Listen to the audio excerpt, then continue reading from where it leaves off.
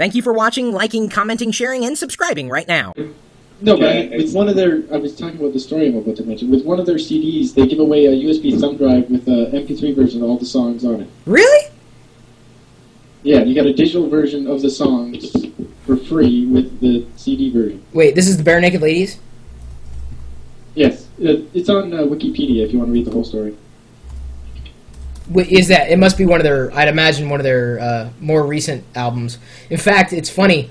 Yes. I interviewed Stephen Page from BNL a couple years ago. I've got the MP3, didn't record it video, but I've got the MP3 on the blog.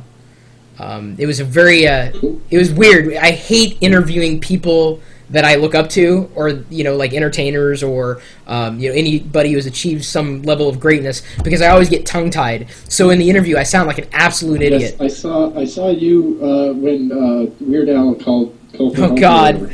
Oh, it was great, but at the same time, I'm like, what do I say, right? I basically become well, I'm normally a babbling idiot, but I'm even more of a babbling idiot when, you know, there's someone in front of me that I'm like, I like the stuff that you do. In some cases, it's a mutual admiration society. Well, you know, talking about music, you know, taking on new forms and business models, there was an announcement today that the band Radiohead is going to be releasing an album here real soon it's titled In Rainbows.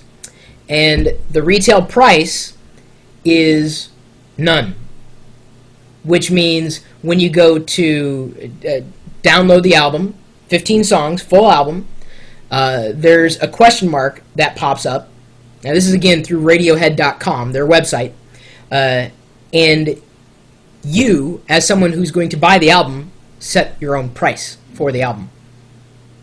They are... That is awesome. Yeah, they're potentially rewriting, well, music business history. I mean, truly. Yeah, definitely. I mean, it's a very powerful, I don't want to say maybe political statement to the music industry, telling them that, you know, we trust our fans, and, you know, maybe they're just tired of all the BS, you know, that's going on right now. Well, with DRM and... That's what happened with Bare Naked Ladies. That's the reason why they left their label. Because they wanted more control. And in fact, you know, going back to They Might Be Giants, I've purchased digital albums. In fact, I've purchased digital albums from They Might Be Giants. They offer all their live shows in various formats, including FLAC, which is a lossless digital audio format. Oh, yeah. And they offer this to their fans directly. You can download MP3s from They Might Be Giants for free. They've got a podcast. They Might Be Giants has always been in my opinion, the most fan-friendly band out there. There are a few very similar types of bands, but in terms of embracing technology, TMBG has always been right there on the cutting edge. They had Dial a Song for years. They record a song, throw it on their answering machine. You could call this phone in New York, pick up the answering machine, listen to a song. I mean, it was just, that's pretty freaking geeky. I mean, I love their music, but I love their philosophy even more than I love their music. When you let your fans dictate the value, you suddenly unleash the value. Because, and other people have discovered this too, they will have, you know, like a subscription for something. But instead of you paying a subscription and saying, oh, it's $10, they may make a suggestion, or in some cases they say, well, just pay what you want. And when they do that, they find that people tend to spend more than what they were going to set the price originally at. So, you know, take that for whatever it's worth. I think it's a very, very powerful statement. And I'm praying. I mean, and truth be told, I'm not a Radiohead fan, but I am going to buy this album from Radiohead.com. If only to make a mark. It's almost like the same thing I did for Family Guy when they canceled the series, which was one of Fox's most gigantic mistakes ever, seconded only by the cancellation of Arrested Development. When they canceled Family Guy, Seth well, of course it was going to happen. They released the DVDs. I bought the DVDs. I bought everything I possibly could that was labeled Family Guy. And you know what? Me purchasing those Family Guy DVDs helped bring Family Guy back. So, you know, people who don't think they can make a difference, or people who just grab stuff for free and forget about the other side of the equation, they're doing themselves a disservice. They're not helping the situation, they're hurting the situation. But to give them the control is very freeing. By doing what you did and by doing what everyone else did with the Family Guy DVDs, they looked at the numbers and they were like, oh my God, what did we do?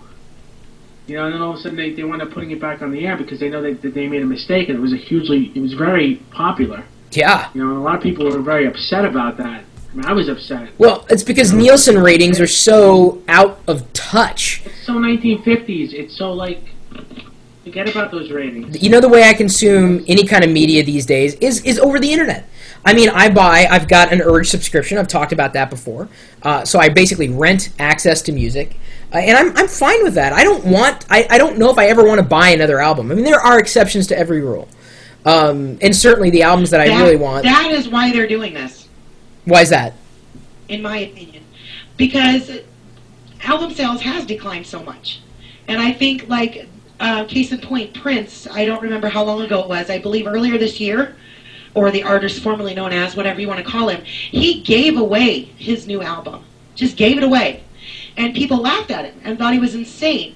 And then he suddenly announced that he was going to do this huge tour, and the sucker sold out within minutes. Album sales are declining. People don't buy CDs. We use Urge, we use Rhapsody, we use iTunes, the same, yeah. Whatever it is we use. And I think, honestly, that this is why this band is trying to do this. That and the fact that, as was pointed out, I think somebody said earlier, or I may have read it, the artists aren't getting that much of their own money for album sales. What little album sales there are, a big cut of it is going to the record company and their managers and everybody else. Yep. Right, the bands make the money off selling T-shirts and stuff at the conferences. Right, it's the concerts where they're making their money. So I think this is a good idea. I really do. And of course the press doesn't hurt, you know? Yeah, well, yeah. Things like this too, with an established band like Radiohead, who needs a record label? Exactly. All you need is a MySpace page, a YouTube account, your own website. You're done. Get into the iTunes store. You're done. Yeah. I mean, you could get access. From this phone. This phone, I can now go to a Starbucks and get online and buy albums. You know, not have to pay for the Wi-Fi. I mean, if I want to surf the web, of course, I would have to pay for the Wi-Fi. But that, to me, is a tremendous gap closer. I mean, forget about the fact that Starbucks coffee sucks for just a second. Something you might be interested in, Chris, is that David Hewlett, who's one of the stars of Stargate Atlantis, with using YouTube and a blog, he managed to sell his movie that he made by himself to MGM and get a direct-to-DVD release. Now, can you send me a link about that, because I want to forward that on to a friend of mine. Yeah, it's just send. Can you? It's A Dog's Breakfast. Is the name of his movie. I'll send you a link. Dog Breakfast. But A Dog's Breakfast. A Dog's Breakfast. Okay. Because I know someone who'd be interested in taking a look. I mean, these new media models are just. I think they're amazing. I mean, I've like I said, I've talked with Stephen Page from Bare Naked Ladies did the interview, which was I was like I said a bit of a babbling idiot, but in talking to him, realizing that the band was looking for new models, and they've certainly pursued those new business models as they've marched forward, and have certainly been very engaging with their digital community. They're very fan oriented, and I think bands who are fan oriented, I think, will succeed. And unfortunately, musical artists who don't treat their kids very well will likely lose custody of those kids. Yes. That was a reference to the Britney Spears. Sometime last year. But there was a music store where the price of the albums was based on a reverse auction. So every album started at 1 cent, and then the more popular the album was, the price went up. Yeah. So for more eclectic types of music, the albums were cheaper, and then for the more popular stuff, the price was more expensive.